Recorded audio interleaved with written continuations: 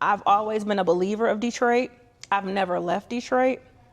And the reason why is because I feel like, why would I go somewhere else to take with me what Detroit has taught me? Why not use it here in Detroit? Why not build? Why not connect? Why not create those relationships with people that I've met throughout this journey to build something greater? I'm not taking that to Atlanta. I'm not taking that to Texas, Houston. I'm not taking that anywhere. I'm going to use it here because this is my city. This is the city that bred me. This is the city I love. So the passion has always been that way. I'm a 313 girl. I say it to my heart. This is actually my dream job. What I'm doing now is it's a dream job. It's a labor of love. It is everything that I always wanted to do. So first of all, I want to say thank you for participating in the real estate District 3's first real estate developers conference. It was a great turnout. Myself, Khalil from PDD, Mohit with DGC, and Councilman Scott Jensen's office. We worked hard to get this done, maybe over the course of like 2 months, or maybe it felt like a week. But because everything was so fast, but we really wanted to make sure we were able to simplify all the information and cover it over the course of 5 hours. As you leave, you're like, I want more, I want more. So to answer your question, there in the future there will be more. So you can get all the information that you like, that you need. In closing remarks, I want to thank everybody for coming. I want to thank our sponsor. Councilman Benson not only was a partner, but he was also a sponsor and made sure we ate. So that was very important. So thank Eddy Currant for being our keynote speaker. He shared a lot of good information, and he's a dope developer in District 4 doing some great work. Also to all of our panelists, to our exhibitors that are here. Land Bank is here. MDOT was here to showcase what Gratiot is going to look like.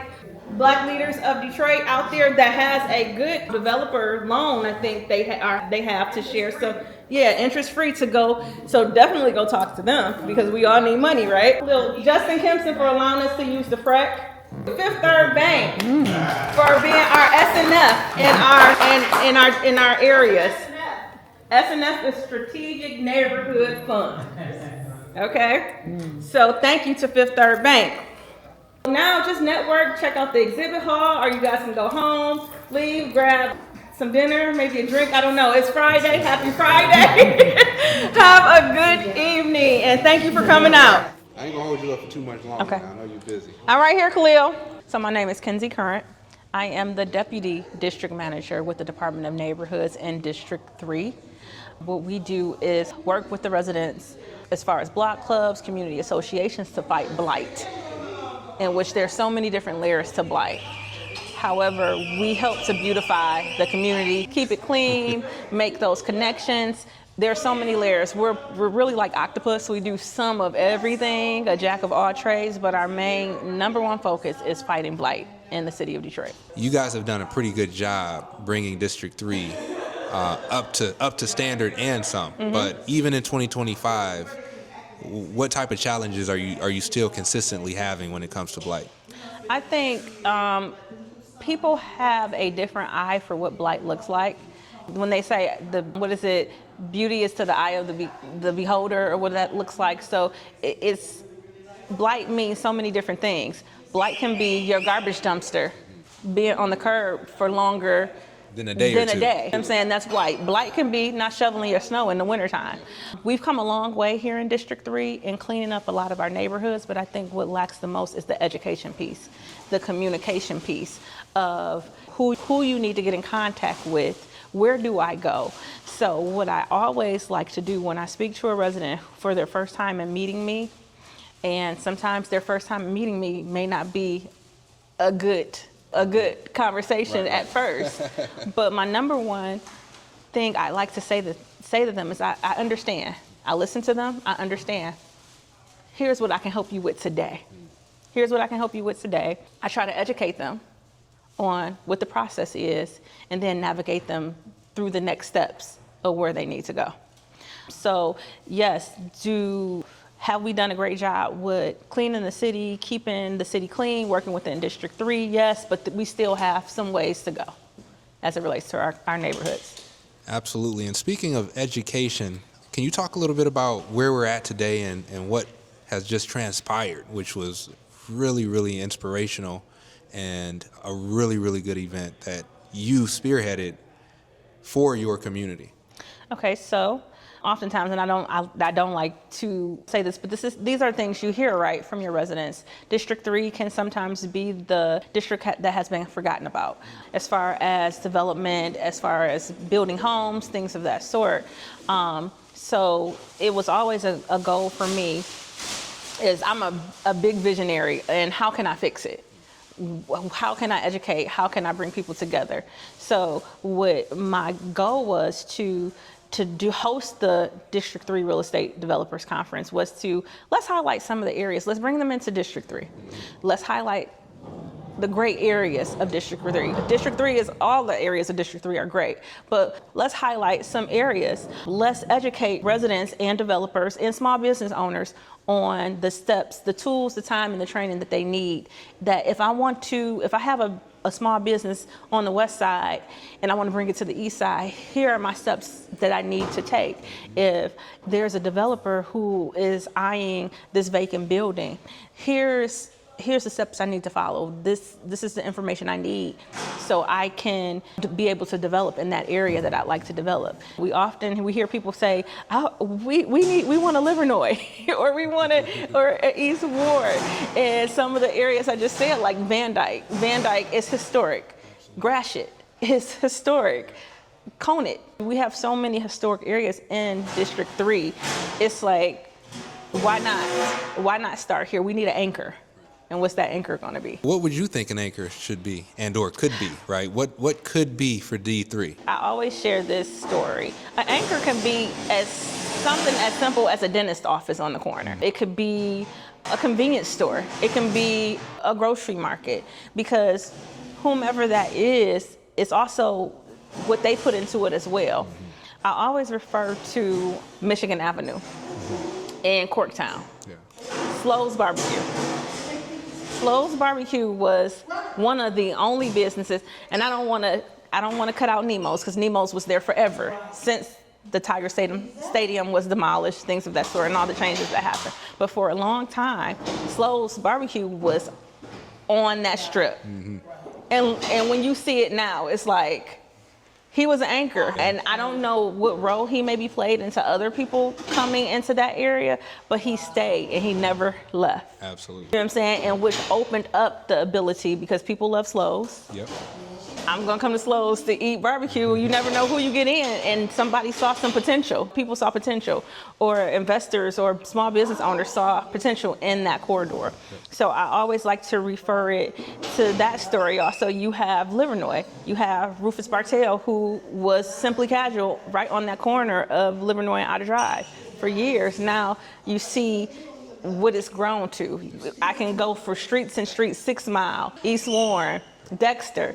You need an anchor, someone who cares, someone who's willing to be a great neighbor to the residents and to the businesses along that corridor. When you're done with what you're doing and your role, and potentially you may move up to another position, but That's the goal. What do you want to see in your community and your district that you represent after you're done? I believe that there are several pillars that keeps a neighborhood united and strong. What I'd like to see is more neighborhoods form block clubs, form community associations. Those are hubs to bring resources. It's also a connection to government, city government, local city government, and to other partnerships within the city. To build those relationships and those connections. And they're also a pillar in helping keep that community live as far as beautification, keeping them in the know, and you're having a community again, because the unity in community, as we like to say, because that has left. It left, but now it's coming back. Right. We're feeling more of a presence of that. Now we know the importance of what a block club means, and I know that because in development, you had to work with business associations and block clubs, because you can't have one without the other. I don't believe you can't have business without residents in your community. You just have to, when you come to a neighborhood, engage in that neighborhood, ask them what they want to see along those corridors, because they're going to be your customer. Absolutely. If you're opening up something that they don't really take much interest in, they're not going to patronize you. So you have to be very intentional about why and what your brand is going to be along the corridor. So I like to see, to answer that question, I'd like to see more block clubs formed, more community associations, more business associations, strong business associations, and see them work together in unison to create their vision of what they want their neighborhood to look like. Education. People don't know what they don't know, right? We are, as deputy managers, we are the resource. We are putting information out into the community. But it's two of us in each district. How can we bridge that gap to make sure that we're giving and relaying the information that residents want to hear? Because you have so many other areas that you can receive information from. You have us, which is the mayor's office. You have your city council. You have your MPOs that play a great part in enforcing along the residential areas in the corridors. What's an MPO? An MPO is a neighborhood police officer. Each precinct has them. So if you don't know who they are, you need to go to your precinct website, reach out to your district managers or your deputy managers with the Department of Neighborhoods and get that information. But to answer your question, I don't want to be so long-winded about it. I think the ever-going change of this community is just us coming together. And I think if we come together with the same goal of working together, sharing the information, we will see a lot of change in District 3. And we have seen a lot of change in our areas, like this is Mohican Region. They have a very strong community association that comes together on a regular basis. And we've seen change with that. We've seen a lot of things cleaned up from just Mohican Region Neighborhood Association. So I'm gonna always say it starts first with the community and then it spirals out, inward, outward, or whatever that looks like. But I think just caring and wanting to know, be a part of. Don't sit back and let things just happen. Be a part of that change. You be the change in your neighborhood. I can't say it enough. We hear it all the time. You really are passionate about community. And like, what does that stem from? Are you from District 3? I'm not from District 3. I'm born and raised in District 2. District 2 is the west side of Detroit. Went to DPS schools.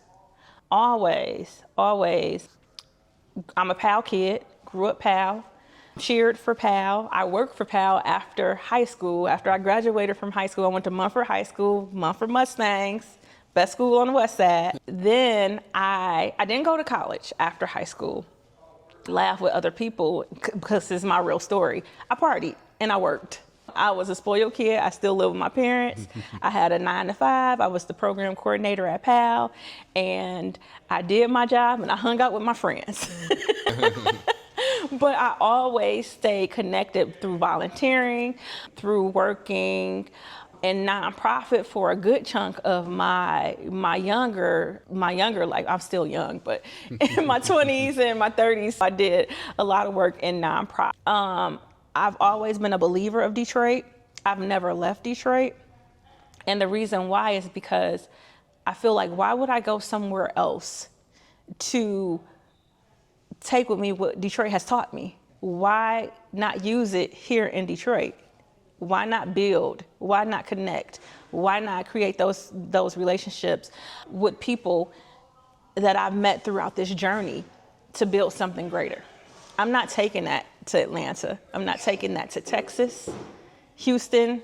I'm not taking that anywhere. I'm gonna use it here because this is my city. This is the city that bred me. This is the city I love. So the passion has always been that way. I'm a 313 girl. I say it to my heart. This is actually my dream job. What I'm doing now is a dream job. It's a labor of love. It is everything that I always wanted to do, which is crazy how the universe comes in full circle. But this city is great. It's an amazing city. It's taught me so much. I've been able to work with a great mayor, be a part of the change. I can remember when downtown Detroit was a ghost town. I worked down there when it was a ghost town, and to see it evolve and it come to what it has come to become is been a great feeling. So I'm a D3 resident and I have a concern. Do I reach out to you? What do you call Kenzie for? You call Kenzie, for instance, if there's a lot next to you and it's been illegal dumped on, they're constantly illegal dumping on this lot. You reach out to myself, you want to start a block club or a community association, you reach out to Kenzie. If you need to know how to navigate through city system or resources, then you can reach out to Kenzie. It's so many different things that we get calls for, and our goal is to point you in the right direction, either fix it, resolve it, or point you in the right direction where it can be resolved. So that's what we do all in a nutshell. If you do want more information and you want to know who your district manager is, we have 7 districts in the city of Detroit. And I say this because people don't know. Some people do know, but some people don't know. There are 7 council districts within this city. You have your council person, then you have your district managers who works with the mayor's office.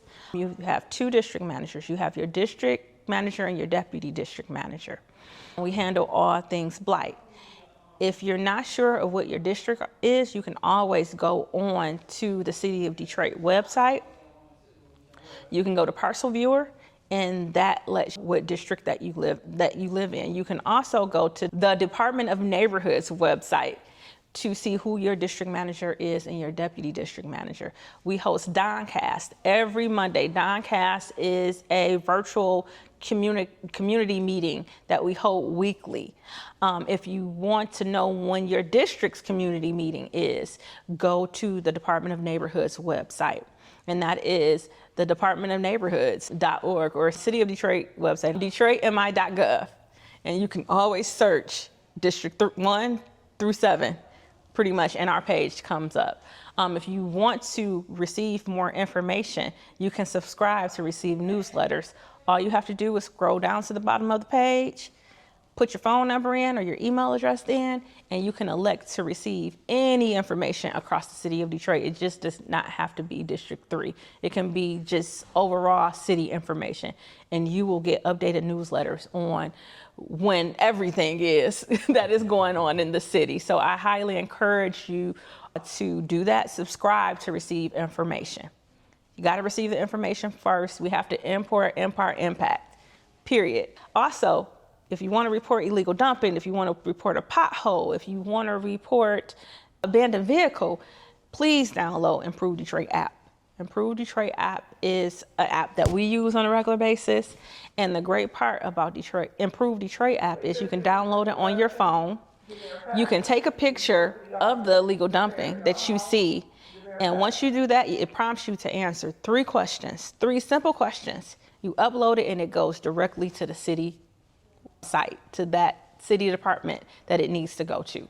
So if you have an Android or iPhone, you can download Improve Detroit app. I say it's really our saving grace. It's a great app to use. I highly encourage you to download that information. And if you want to reach me, you can reach me at 313-236-3504 if you're in the Great District or District 3, but if you're not, I'll direct you to your district manager. Again, I'm Kenzie Currant with the Department of Neighborhoods, and it's been a great time talking to you, Edward. I hope I was able to answer all the questions clearly and give you what you needed. God bless you. What up, though? And have a great weekend. There you have it.